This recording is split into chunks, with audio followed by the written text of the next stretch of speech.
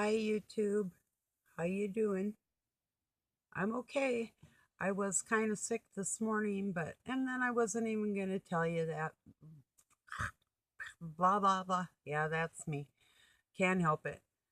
Um, I don't think I ever could keep a secret. There's just a couple things that God won't even put in my head because He knows I'll tell everybody if it's there, that type of thing. So, yeah, I have my problems. Excuse me. But anyway, yeah, so then I got over that after a while. I got outside and did some things, came back in and did some things, but it was just kind of a hard day. But then that brought me to the thoughts of Halloween and how that reflects on human beings. This time of year, we literally feel the evil in us. And they know that too. So your armor of God needs to be strong. Keeping God in your heart really needs to be strong. This time, well, from here on out, I wouldn't even give up 1 second to any evil. Like if you feel like down or get depressed, which I did have problems with, it was sadness, it was an actual depression. So I had to distinguish what was what and continually ask for help in that area so nothing gets me down in that direction. Never stay down. Smile once a day at least. Tell yourself some kind of joke or do something. Or watch me. you know, do something to get yourself out of the funk. So then I was watching Gary Mormondom was had a video called peeping Tom yourself, like your life, like looking into the future. Well, yeah, I did that a long, long, long, long, long, long time ago. And once you see what's ahead of you, um, God puts people like deja vu type situations that you've already mentally dealt with way back when, if you're my age. Or if you've seen that and you know what to do, he puts it there, that type of thing. So, like choices, you know. So once you have that, what Gary called peeping Tom into your life, um, and he's young, then you move on. Then you're active. You're not thinking about what's going to come ahead. You're actually living it. So, um, if that made any sense. So then I was thinking about that caravan. I heard that the Mexican government did offer these people refuge in a couple different, I don't know, I think they call them providences. Um, I'm not sure. Maybe that's not the word for it, but these one certain areas offered them lodging, medical help, and jobs. And about 15 or 1600 um, took up the offer.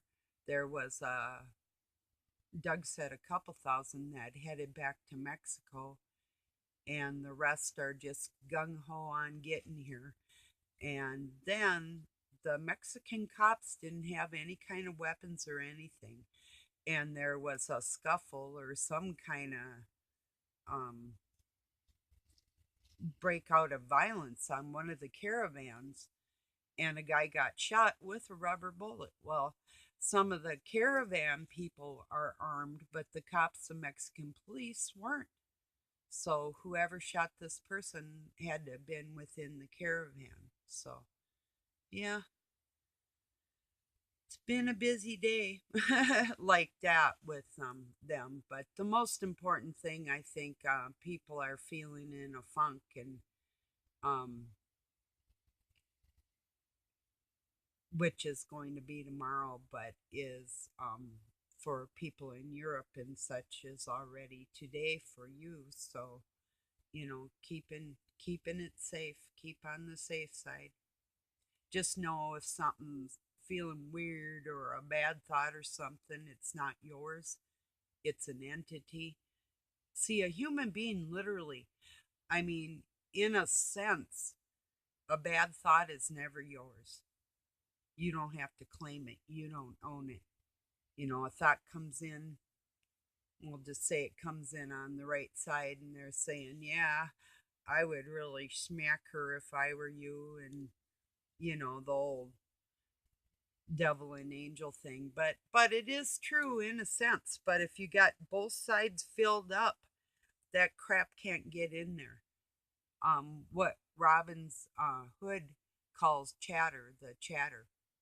You know, if you can quiet the chatter inside there, and it is really important. Um, there used to be a saying, some saying about idle hands, idle mind, or something on that order.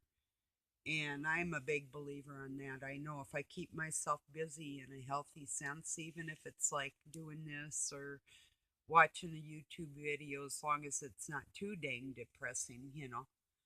And I caught some of 007's sunset video tonight when I was doing some laundry and stuff in and out of my room. So I, yeah, caught a little bit of that off and on, and that was nice. Let's see, what else? Oh,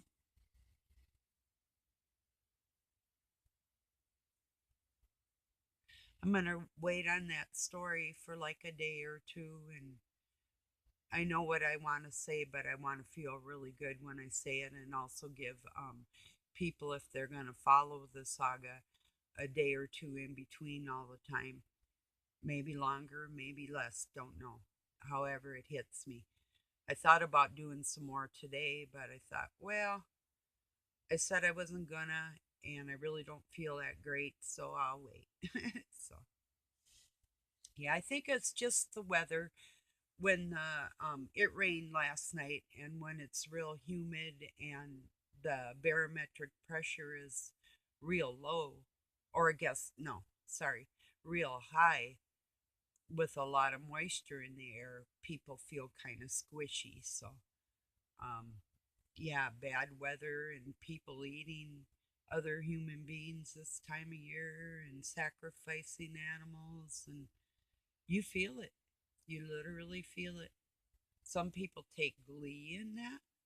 Can you imagine? I can't. I couldn't do it. I'd starve to death. I would never do that. Back in I think it was 1970, there was a really gross song named Timothy Leary about being trapped in a mine. True story. And his mind snapped. He ate everybody, and he was the only one that came out alive. I think, if I recall right. Like there was three people that didn't die. So yeah, or maybe there was only three to begin with. But I'd have to listen to the song again. But I remember it being in the papers and all that. So that's pretty rude. Kind of what's been on my mind. I'm gonna have a little pizza, but I made some salsa, so I'm gonna have salsa and some nachos chips later, um, with some jalapenos. There's diced onions and diced uh, can't even think of it right now. Tomatoes, and so yeah, it with some lettuce and a little sour cream and some chips while my pizza's cooking. So yeah, easy supper. But yeah, almost thought been thinking about split pea soup. Might be making that soon. It's cold enough. Has to be kind of a cold day for me to want soup. Well, nah, I guess I take that back. Every once in a while, I just want some of a certain kind, and that's, yeah. Yeah, the other night I was going to have chicken noodle soup, a few days ago, when I made that fresh baked bread, but I ended up just having a cheese sandwich and then a little bit of peanut butter on one. So, yeah. Didn't feel like the soup thing. Not supposed to have canned goods or peanut butter or tomatoes or onions or but it'll be okay. But I just thought I'd get on here and say hi. Tell you what, like I said, I'm not feeling that great and tell you to watch out on that Halloween crap because it really is true. Hopefully nobody's participating in their uh oh gosh, celebration. The actual witch that raised me one year, um it was a really bad year. 12. I was dressed up as a witch, and this other witch literally gave me a silver uh, belt made out of shells, silver shells engraved. And it was beautiful. I did love that belt, but I ended up giving it away after I got deeper into the knowledge of what that was, the craft, and the metals that they can use and use against you and different things. It's like, no. And I told the person I gave it to that was into a lot of silver like I used to be. And it's like, you know, just telling you. She goes, "Oh, what a cute belt." And I'm like, "Want it?" And then I told her, well, I knew that that was where her celebrations lied, so to speak. Boy, that was a mouthful. Yeah, the liar's celebration. So, yeah, no offense to any Hispanics, but I just never got your um Day of the Dead thing, sitting and having picnics by your ancestors. I mean, I guess maybe if it was up on a hill and their graves were off in the distance and that was the homestead area or something, but the actual graveyards were like, yeah, that's a little creepy. So,